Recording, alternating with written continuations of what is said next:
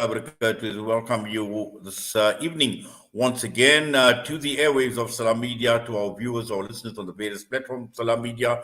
This is Wednesday night with myself, Inayet, Wadee, and where we take a look at global issues, current affairs, and the big developing story in South Africa, or the event that is taking place in South Africa, is the 15th BRICS summit that is underway. And for those of us who have been following the summit quite closely, there have been so many developing stories, a lot of issues that have started to basically surface, and also taking a look at the popularity of BRICS. And we are now starting to learn that it is on the rise. We've learned about more countries wanting to join the bloc.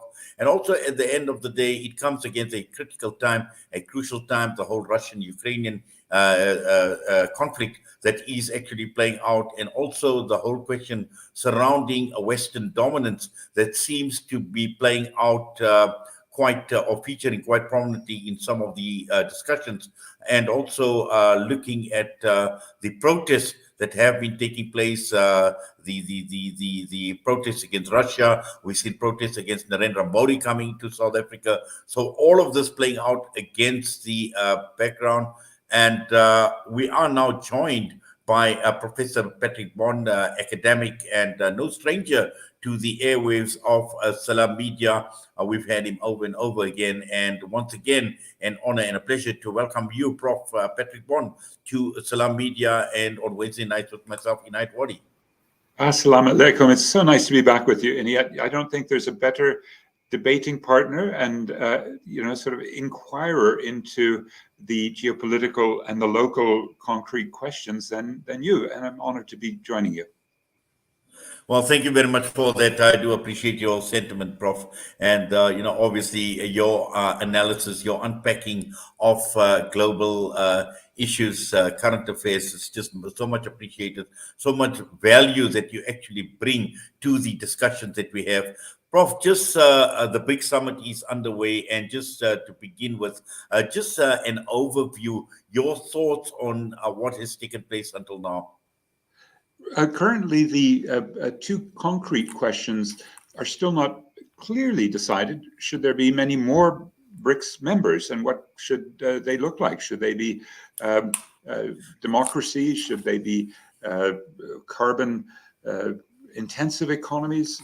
These are still to be determined. I think probably tomorrow we'll have a much better sense of what the foreign ministries in the 5 BRICS have been thinking about, with especially India and Brazil having publicly said they're worried about the dilution effect of more economies. And the second is we have a little bit more clarity on as of yesterday.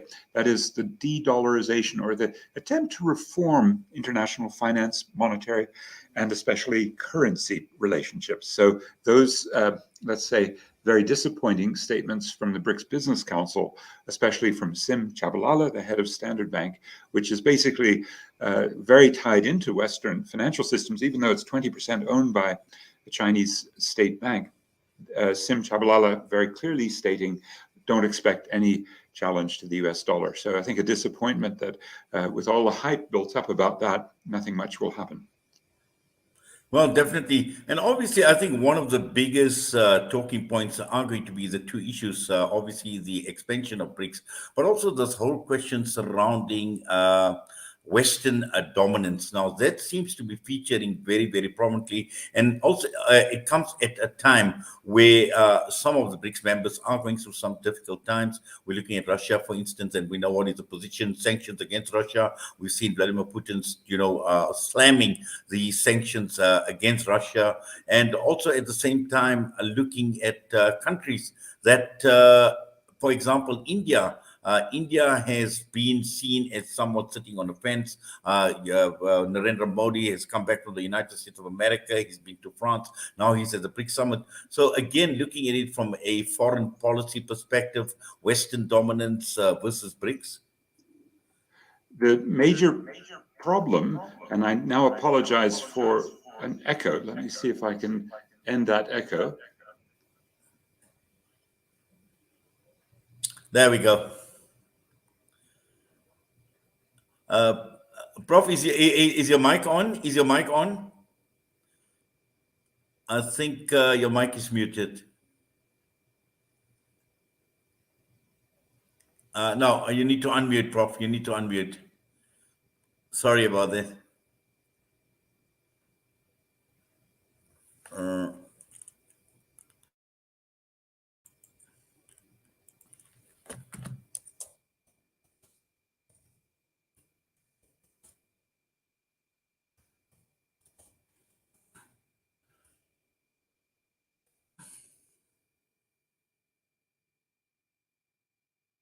Prof, yes.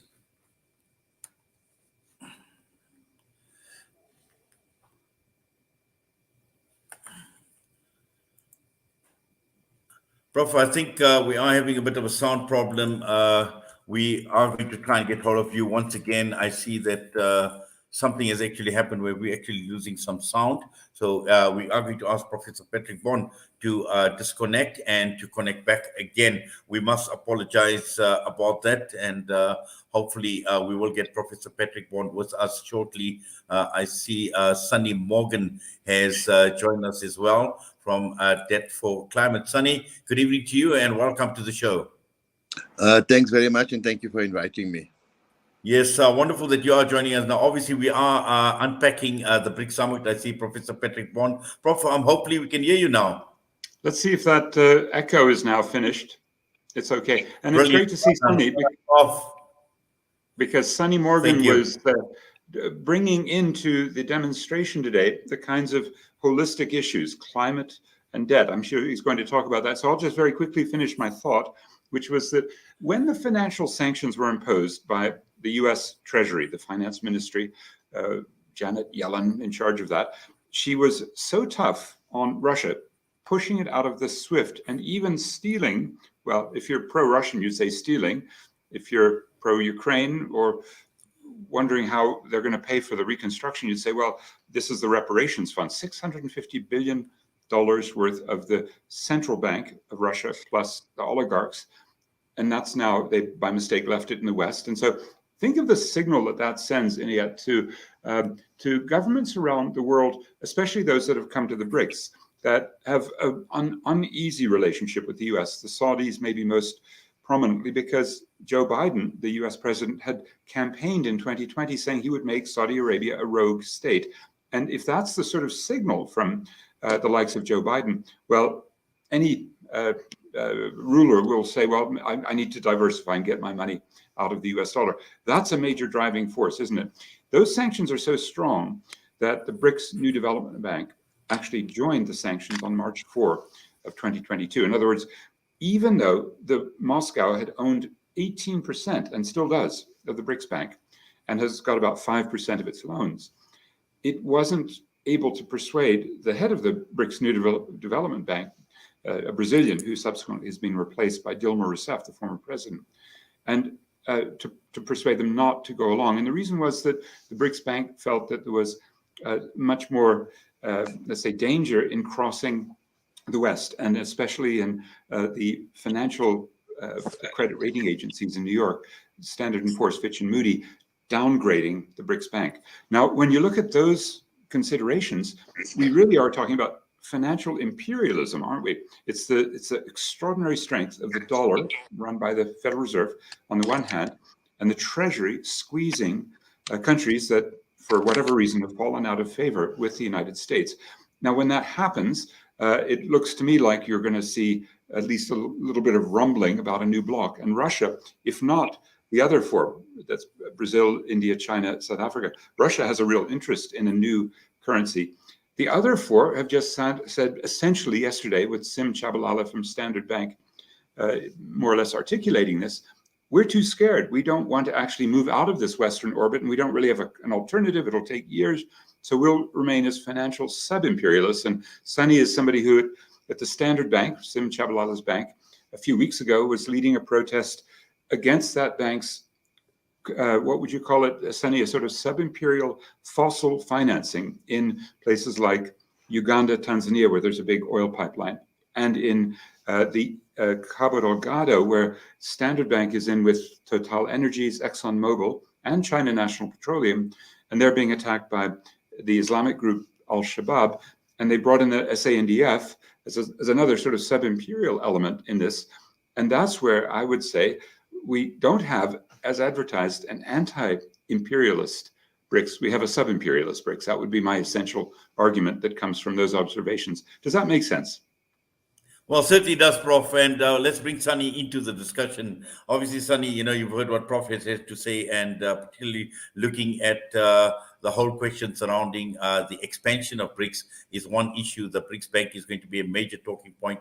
Economic cooperation is another, but the whole question surrounding debt, and we know that, when one looks at many of these countries, they call them friends of BRICS. And we look at many of these countries obviously struggling from an economic perspective as well. Many of these countries in debt, if you look at South Africa in particular, and also looking at South Africa in terms of how South Africa could take advantage of being a member of BRICS and some of the changes that they are talking about, expansion, all of these things put into perspective, just your overall observations in terms of what is playing out, Sunny.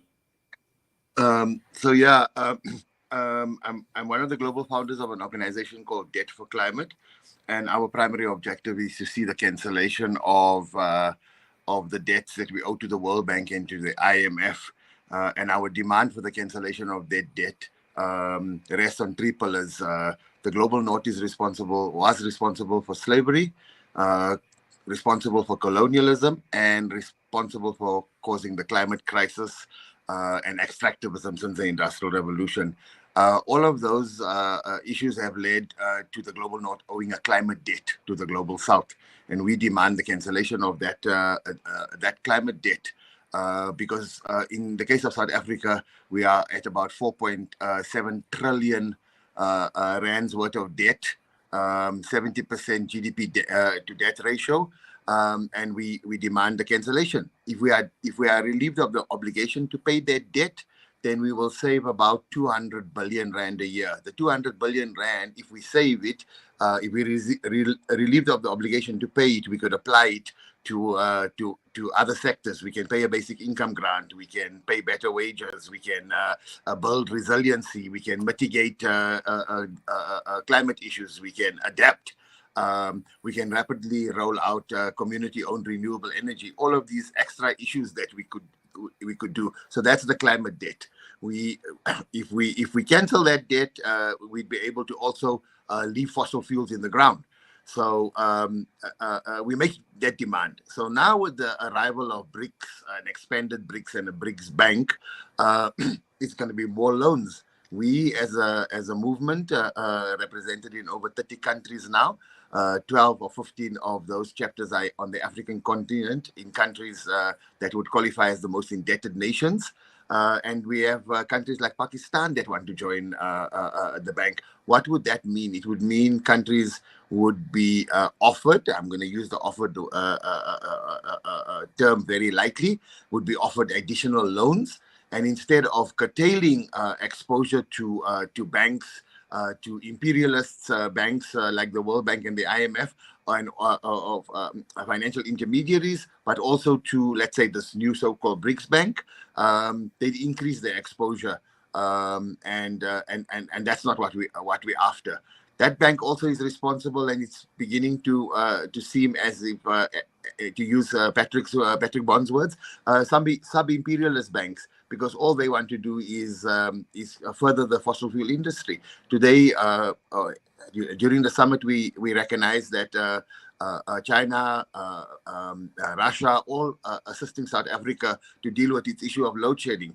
They're not talking about rolling out renewable energy, solar farms. They're not talking about rolling out community-owned renewable energy. They're talking about more fossil fuels. They're funding banks. They're giving us loans to extract more coal. Who knows what other deals are being concluded?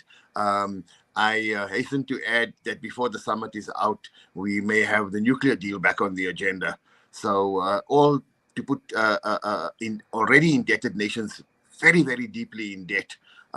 If at the current rate of debt exposure, we can't deal with serving our citizens with better hospitals and increasing the meager 350 Rand COVID grant to a more livable 1,500, imagine if we are exposed to much more debt. So this is a big club that everybody is clamoring to join, but it's perhaps a wolf in sheep's clothing to my mind. Yes, and also, Patrick, we're talking about, and we've seen this term, a new world order being thrown about, and again, looking at promoting recognition of a multipolar global order, looking at economic, looking at political balance, and as Sunny alluded to, breaking away from organizations like the World Bank, like the International Monetary Fund. This is absolutely important because at the end of the day, when one looks at the BRICS countries alone, representation, 40% of the world's population is represented within BRICS. So, that is by no means a small number in terms of who or the number of people that BRICS represents. But the key issue here is to find this balance, some sort of a balance, because one cannot have this domination of the global north over the global south, which is not sustainable from what we hear. Oh, I'm in complete agreement with your value system, which is that US dollar hegemony, the Federal Reserve, plus institutional power. Because, the US has just over 15% of the IMF and World Bank voting shares. That gives them the veto power. Now, the BRICS after 2015 got up to 14.9%. They weren't allowed to buy more. It was actually mainly China. That went up, an increase in China's share of 35%, followed by India at 23%, Brazil at 11%, even Russia went up 8% back in 2015. South Africa lost 21% because we were beginning to have austerity. So our power in the international financial institutions, the World Bank, the IMF especially, as the BRICS increased. Now, the question then I'm going to throw at you is, well, what happened with that increased power? And the tragedy is that when you look at two criteria, did the BRICS try to change the management of these institutions? Second, did they change the ideology and the practice? And the answer is no. The practice and ideology remains the Washington Consensus. Because don't forget who goes to the IMF and the World Bank as directors. The current director, Ayanda Dlodlo, had been fired as the intelligence minister after the July 2021 riots, which intelligence had no clue about. But that aside, mostly what we see is very conservative officials from South Africa circling through. And that means when there's a chance to, say, have a new World Bank leader, which was just a few months ago, the US normally is the one who decides. And for the IMF, it's the Europeans. And the BRICS have this wonderful opportunity to call them out and say, that's hypocrisy.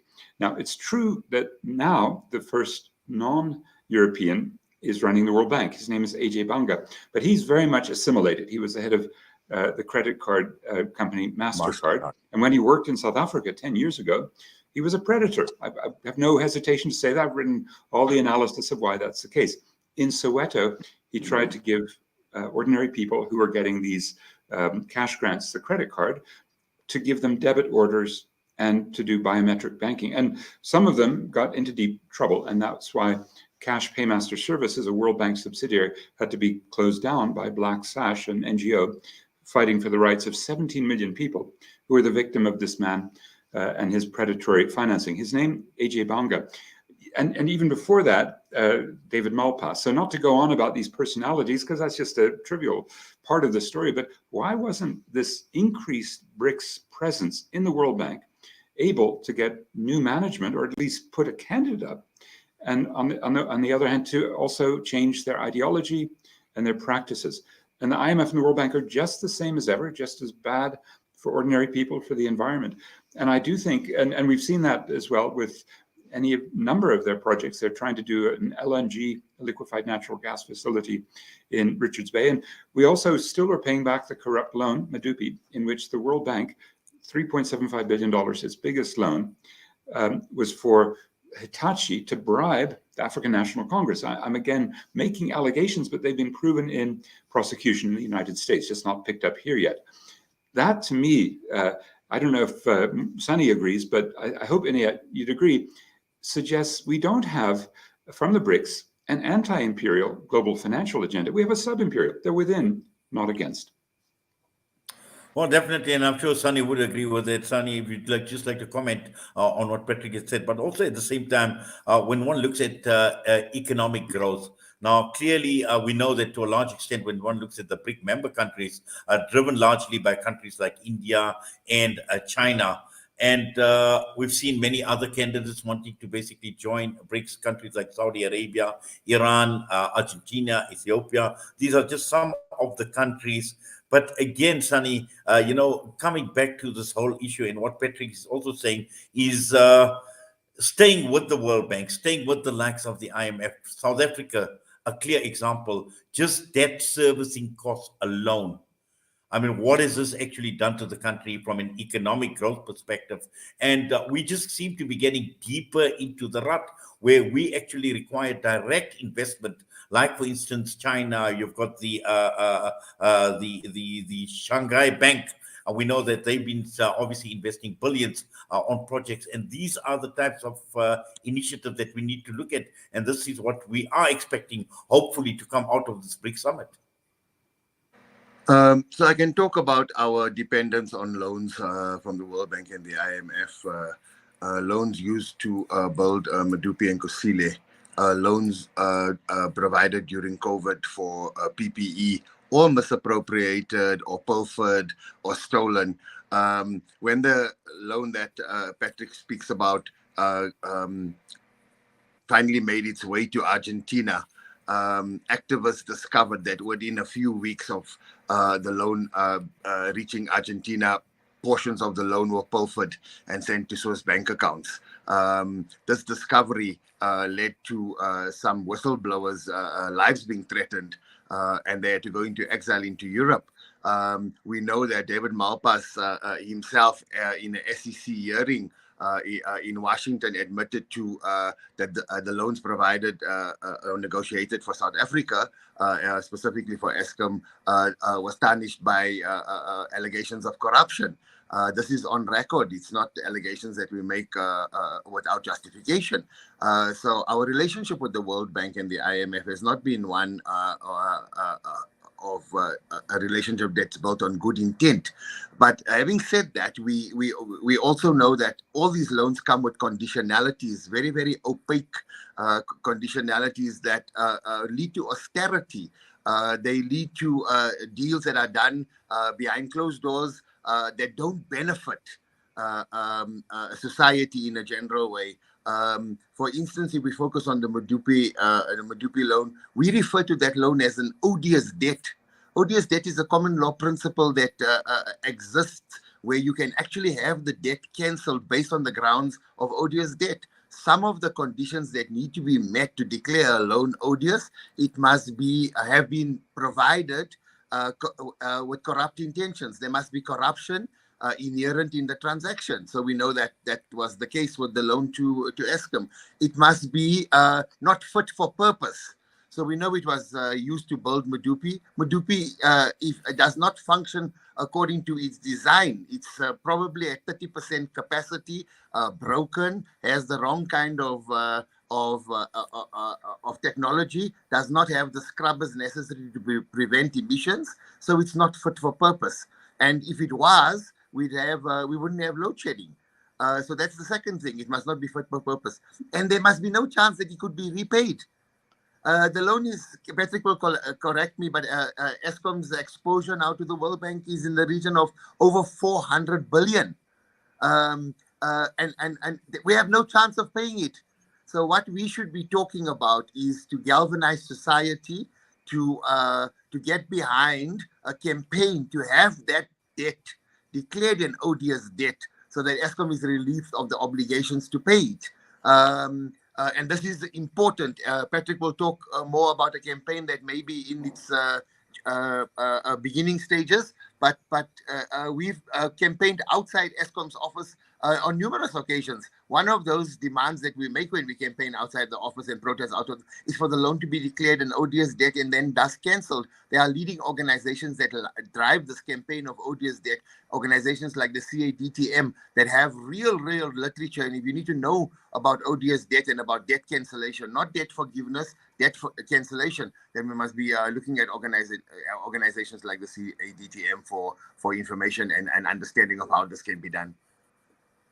Yes, and also, Prof, when we look at the global north, and I'm sure they are watching the summit very, very closely, what is developing, what is evolving, and looking at what sort of reaction would they be getting to some of the issues that we're talking about? We're talking about the mighty dollar, and we know what has happened in the past. We've seen, invasions take place. We've seen occupations taking place, for people who only basically thought about moving away from the almighty dollar. Now, all of that playing out, and with some of the history that we know of, how is the global north, the United States, Europe, likely to react to what is playing out at BRICS 2023? The first answer to that is just watch who's been visiting. And so a year ago, it was Anthony Blinken, the US Secretary of State. In January, it was Janet Yellen, the finance minister of the US. And then 3 weeks ago, it was Victoria Nuland in the State Department, but considered maybe the most dangerous of the neoconservatives. And what they've been doing, we can already tell, they've been discussing it in their parliament, the US Congress, is to threaten South Africa with the, let's say, cancellation of the Africa Growth and Opportunity Act. At that point, we start to ask the kind of questions that Sunny was very appropriately probing. Who wins and loses from these relationships? The relationship with the World Bank, but also the BRICS New Development Bank has been part of that same Medupi Kasile odious debt. So is the China Development Bank. And it's at that point, I think, that we come to the question, if we do alienate the United States, I don't think, Inayet, that we're going to suffer any sort of military takeover or coup, or we're not at that stage. There's a very interesting debate about what's happening in West Africa, because so many of the military officials who've now undertaken coups in recently Niger, but also Mali and Burkina Faso were trained by the US. But what extent they're still loyal, not clear. Certainly they're throwing out the French, and that might be the US wanting the French to be thrown out to take that vacuum. Now, the dilemma is for us, if you throw South Africa out of a major trade deal, which is the Africa Growth and Opportunity Act, it immediately hits the main beneficiaries, which are Mercedes. That's by far the single largest beneficiary of the AGOA. And then you sort of ask, well, this is now an inter-imperial rivalry, isn't it? But Ford, a US company, is also going to be hard hit if AGOA. You see, most of these benefits, the zero tariff, have been supporting Western firms in South Africa as they export. One of the biggest is BHP Billiton in Richards Bay, which does a great deal of the aluminium exports that go to the US. Another is ArcelorMittal. Now, it's an Indian firm, but it's actually very connected around the world and has most of its assets in the north, and they would be victims of steel. Now, it's at this point where what Sunny and his team does is terribly important. They connect the dots between the financial benefits or losses if we do lose it, but also the climate, because if you think about the companies I mentioned, right, which are the big car companies, the steel and aluminium, the deep mining, the petrochemical, they're the ones that will be hardest hit if we do suffer, as you say, Inayet, the power of the United States. But that might be a blessing in disguise, because in each of those cases, they're using way too much electricity and they're getting massive subsidies. And I can go into details if you like. To me, you could liberate a large part of the economy, save it from load shedding, give more of the subsidies to ordinary working class people and labor intensive industry and small businesses, if that electricity and the existing subsidy system, especially for auto exports, could be redirected. So I would be actually looking at the costs and benefits, especially the pollution and the emissions that come out of these big, they're called the energy intensive user group companies. And I'd say, well, actually, so we lose some of those, and that's not that many jobs. The huge smelter that takes 7% of our electricity in Richards Bay of BHP Billiton, it's called South 32. That huge aluminium smelter has about 1,000 jobs.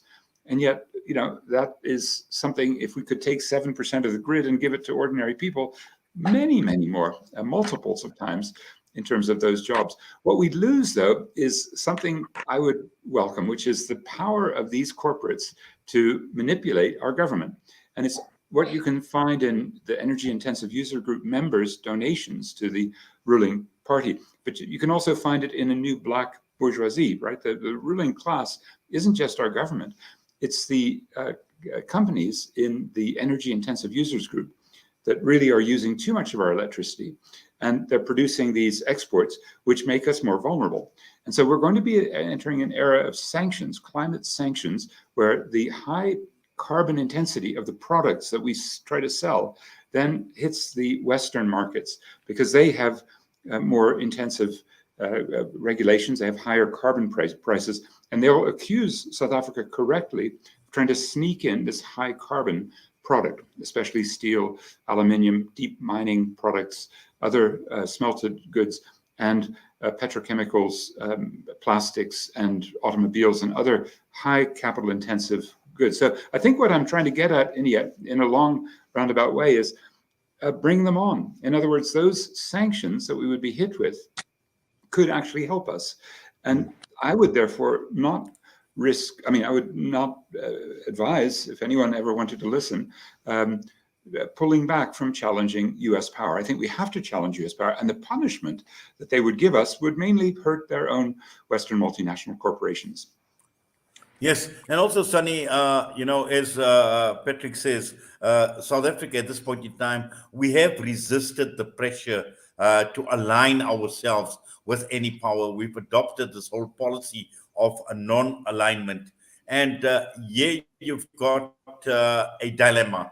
And who do you choose? Do you choose a global power, or do you align yourself with a bloc of nations that are influential in more ways than one? This is the choice between a rock and a hard place. So at a very superficial level, one would have said we should be able to support the emergence of the BRICS bloc, because anything at the moment that breaks the US hegemony, that allows us to de-dollarize, that should be actually good.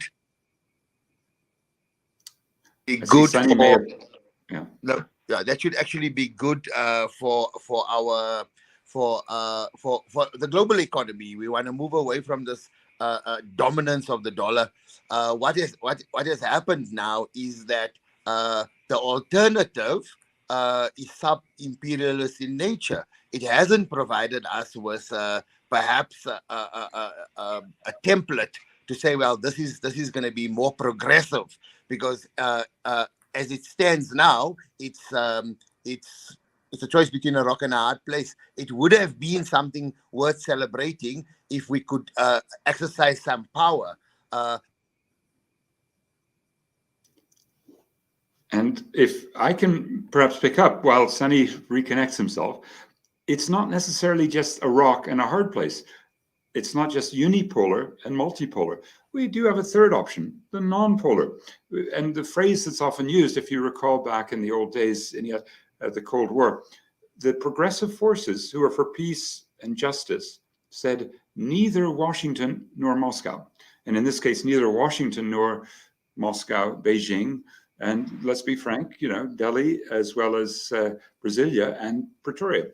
And so that false choice, the choice between going with the West or going with the BRICS, shouldn't be for all of us who'd like to see a more progressive outcome. And particularly because we do desperately need, especially if we have an African continental free trade agreement, we need to break out of the import dependence we have on especially China. And that means rebuilding our manufacturing, rebuilding the footwear and the clothing, the textiles, rebuilding the appliances, the electronic goods, all of the things that in the early 90s, when I moved to South Africa, I found was a remarkable set of an industrial base. It was old-fashioned. It was, of course, super exploitative. It was racist. But had we changed rather than just dumped all of that industry, think of the jobs that we would have kept, and therefore all the potentials for our labor movement, to become more productive, and to have found ways to operate the very basic machineries that now we've just lost entirely. I happened to be last week in northern China for the whole week, and I went around all the industrial and agricultural and food processing sites that I could with the Chinese Academy of Social Sciences. So I could really see, starting from scratch, how in a desert area on the edge of Mongolia, that kind of state, let's say, impetus to rebuild. There's examples closer to home. One hates to use the example of Rhodesia because it was a white racist regime, but they actually, because of sanctions, they had to really expand their manufacturing base. And they did from about 1,200 products there, they did to 3,600 in the period 1965 to 68 under sanctions. I guess I'm using examples. I mean, the 1930s in South Africa, when there was a deglobalization, a really serious problem of the Great Depression and then World War II. And it meant that there was very little trade between the world and South Africa. We could really measure the trade to GDP, and we completely plummeted. But that was very good, because our economy then started to produce things that we used to import. There's a name: import substitution industrialization. In fact, it was so effective that the wages of the Black working class rose their fastest ever in the period from 1933 to 1946. And the reason, again, was a period of South Africa becoming more sovereign. And that's really what I would hope would guide us as we think, are we with the West or are we with the BRICS? The BRICS, as I've argued, are often within the West in terms of multilateral institutions, in terms of the agenda of big capital, in terms of the ways in which the interests of BRICS corporates coincide much more with Western corporates than they do with their own people. And I can find any number of examples. I mean, the most obvious is in the climate sphere. But another good example isn't obvious to us a year ago, when the COVID-19 vaccines needed to come off intellectual property. We asked for a waiver. President Ramaphosa and Prime Minister Modi wanted a waiver so we could produce generics of these vaccines. Well, the Chinese and the Russians had their own vaccines, so they didn't support that. And of course, Brazil under Jair Bolsonaro was, a very, very reactionary figure. So he also was, sort of against us. And that's where the schizophrenia of these BRICS becomes obvious, right? Because they seem to have lots of their own corporate interests, therefore state interests, because the corporates are so strong in some of the BRICS countries. And it's there that the rest of us, worried about the future of our society, our children, our planet, have to say, neither Washington nor Moscow, neither Washington nor Beijing. There must be a non-polar, not a unipolar or a multipolar, a different way that we can get beyond these problems. Sunny, do I convince you on that point? Not Washington, not Moscow, but non-polar. Yeah, no, it resonates with me. I wonder about the power dynamic inside the BRICS relationship. One has to question how valuable is the relationship to South Africa, and what's driving that relationship. Because I'm sure the bigger partners get a lot more out of it. I was struck by the comparison today. You know that India landed a robot on the moon, their rover on the moon today. In South Africa, we can't keep our trains on the track. So this comparison between it's not a comparison of equals. So we must be painfully aware that we are not in that relationship as equal partners. And what do we bring? So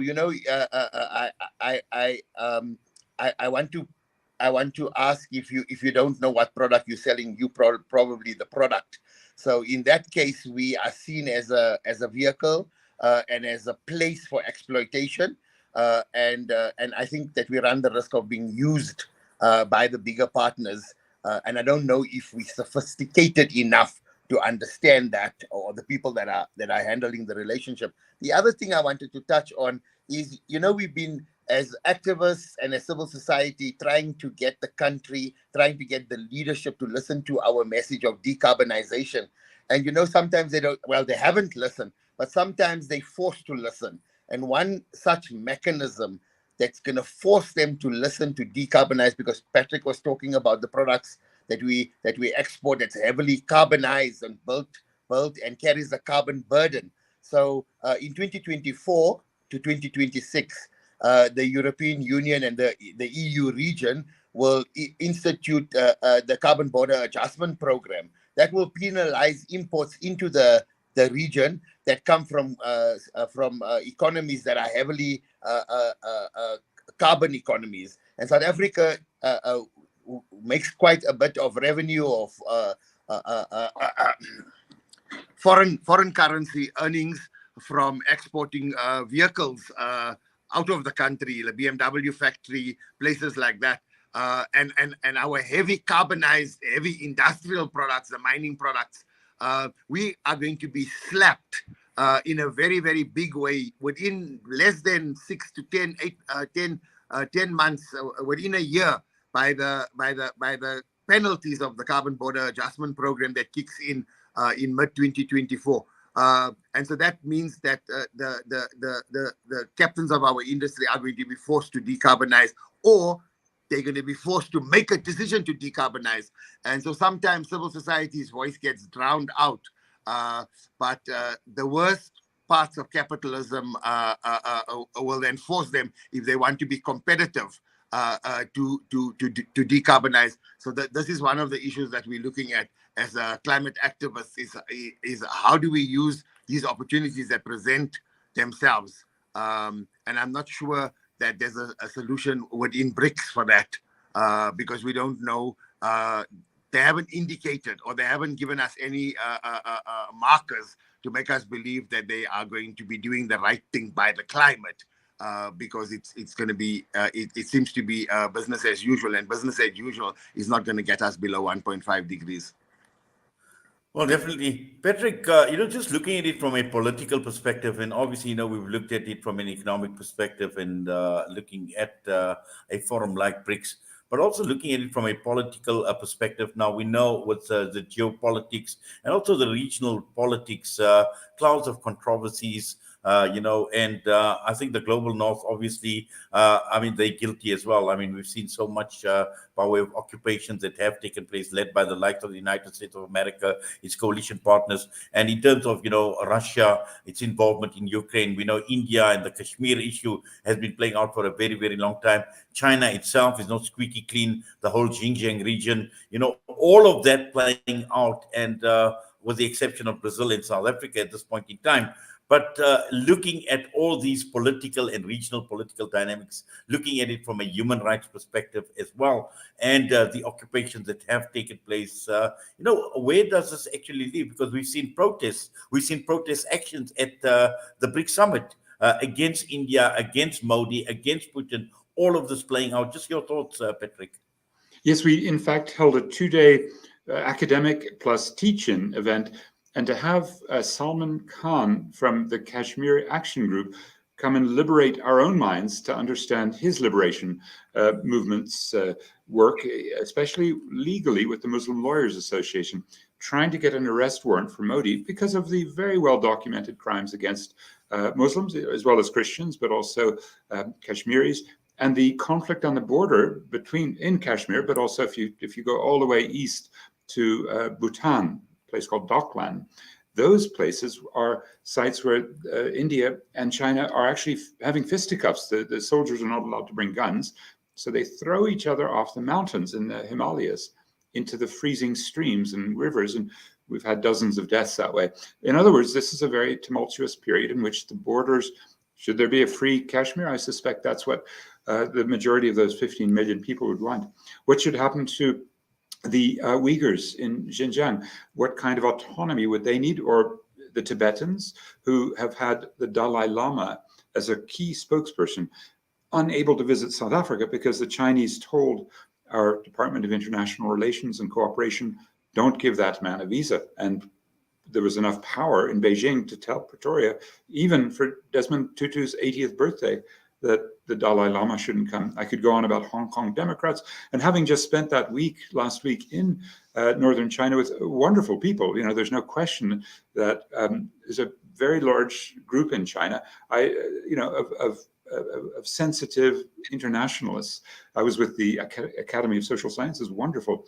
But I would also say, I admire the Chinese the way I'm going to tell Sunny, we also have a comparative advantage because the Chinese last November overthrew very restrictive COVID policies.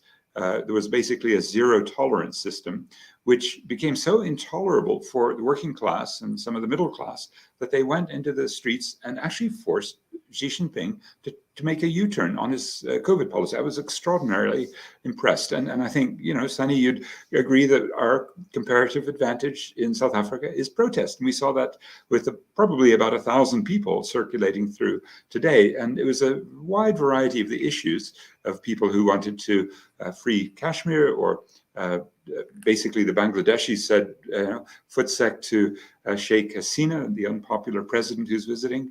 We had the Biafra community here promoting independence for the eastern side of Nigeria. And we've also had all the South Africans there saying, look, we understand that that in Uganda and Tanzania, the South African financing will help the French and Chinese oil pipeline, or in Cabo Delgado, our South African financing and our troops will help the Total and ExxonMobil and China National Petroleum defeat Al-Shabaab, which I think has some very legitimate grounds for grievances in northern Mozambique. Again and again, what the BRICS allow us to do, Sunny, you'll agree, we've had such extraordinary success with civic activism. And I can turn to something that not just ending apartheid, we've just been seeing 40th anniversary of the UDF, which was a very principled, important part of the struggle. It's wonderful to have those memories. But also, we remember the Treatment Action Campaign 20 years ago, defeating a sort of genocidal national AIDS policy by a president who said HIV doesn't cause AIDS and these medicines won't help you. And the Treatment Action Campaign, led by people like Zaki Ahmad and Vuyiseka Debula, overthrew that policy through systemic protest. But they also had to go global because they had to get the intellectual property a waiver that we're seeking on COVID vaccines last year unsuccessfully. 20 years ago, they succeeded. I could go on. I'm at the university. I love these students who said fees must fall. And they made a mess of our universities, but then they won. And that was a great step forward because they also said, hey, the mamas and papas who are doing the security or the cleaning or the gardening, they're being outsourced. We need to insource them. And then they won that. These are things, Sunny, when we look at, okay, India can put, a robot on the moon, but we've got people on the streets. I'd go with our people, not the robots. I'm sure you agree. No, absolutely. Thank you for that, Patrick. I see we've got about 5 minutes, Sunny. I'd just like to go through, just get some final thoughts. I'll give you about 2 minutes or so, Sunny, and then we'll get to Patrick. So for us, Patrick's perfectly right. Global solidarity, building movements is what we're about. Whether we build Get for Climate movement across multiple countries around the world, whether it's our excellent history at negotiating that resolution and settlements. This is toying with the idea of writing an article or an essay on the missed opportunity that we could be dealing with. We overthrew apartheid in this country. We're experts at the demise of apartheid, but there's apartheid in Palestine, there's apartheid in the Western Sahara, there's apartheid in Kashmir. So we should be exporting that commodity, which is our expertise at overthrowing that evil empire. And this is the work that we must do. So Patrick is right. Our real talent is our people, and it's really, really good to see that in the space that I operate in the climate space, dominated by young people. And I'm privileged to work with them. And I think that we will solve the problem. We will achieve the objective simply because we have this passion, this intellect, and this drive to build a better future and to build a better continent. I'll be traveling to Kenya soon to meet with activists from around the continent. And I'm driven by this fact that Africans will lead and Africa will take its rightful place in this in the League of Nations. Thank you for that, Patrick. Final thoughts from you. Well, I think the opportunity we have to do everything that Sunny said, but expanded. So the internationalism, I think, will require the progressive forces here to do much more to connect to the other BRICS plus countries. Now, I can't predict. It might be Iran and Saudi Arabia. It might be Argentina. It might, and Sunny knows the movement in Argentina. The debt for climate is where it started. It might be the Western African countries that come in, like Nigeria, Senegal. It might be Algeria, Egypt. There may be Ethiopian. So in each of these sites, think of BRICS as an entry point. As BRICS Plus come in, we get to know about the social struggles. Yeah. If we're women, we are interested in Iranians and what the Iranian movement is asking for. If we're Saudis, we're interested in a little more freedom so that Mr. Bonesaw doesn't chop up the journalists. You know the stories. Now, I would say there is a problem, and I'll end with it, because we have to be so frank about the strengths and weaknesses of this situation. And the weakness is that the four largest organizations that would consider themselves an historic progressive community are not looking at things the same way. And I'm talking about the economic freedom fighters, perhaps the largest, maybe 1 million members, they say, 10% of the vote. Secondly, the largest party from the tradition of the Alliance, the African National Congress, with its Zuma faction, the so-called Radical Economic Transformation. Third, the Communist Party, they say 400,000 members. And fourth, the largest union, the National Union of Metal Workers. Now, each of those groups, with very different logics and tempos and agendas, they've endorsed not only Vladimir Putin and BRICS, but also coal. That is, the kind of struggle that what Sunny's trying to do is activate people around both economics and environment.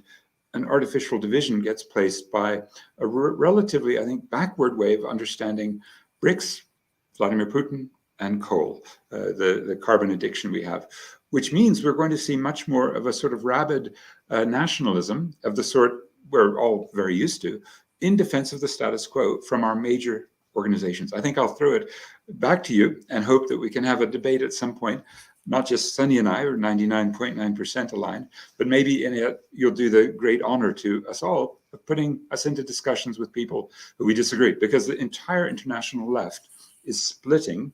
It feels like 1914, people tell me, right? That 1914, World War I, leftists who kind of adopted a more third worldist or nationalist perspective, defended, the interests of the society, including the ruling class, versus the internationalists who, in the second international that the left was building up in northern, the northern hemisphere, that was destroyed, and the result was World War I. And we can't really afford anything like that, especially if it's, Washington and the Moscow, Beijing nexus on the one hand. We've got to do something very different. Well, certainly we do, Prof. And I know you said half an hour initially, and 1 hour has basically gone. And I'm actually so glad that you stayed on for the entire hour, and also Sunny joining us, obviously at the at short notice. But we do appreciate both of you, and I think there's just so much to think about. There's just so much food for thought in the discussion we've had in the last hour, and I'm sure there's a lot more. And let's see what actually happens at the end of the summit, and hopefully we will be having these discussions going into the future. But for now, we thank you both, Professor Patrick Bond, and also to you, Sunny Morgan. Thank you for your time. All the best to you. Great to be with you. Very, very great to be with you, Inayet and Sunny. Well, that brings us to the end of this edition of Wednesday Night with myself, Inayet Wadee. Once again, it's been an absolute pleasure being in your company, our listeners, our viewers on the various platforms. Salam Media. Assalamu alaikum wa rahmatullahi wa barakatuh.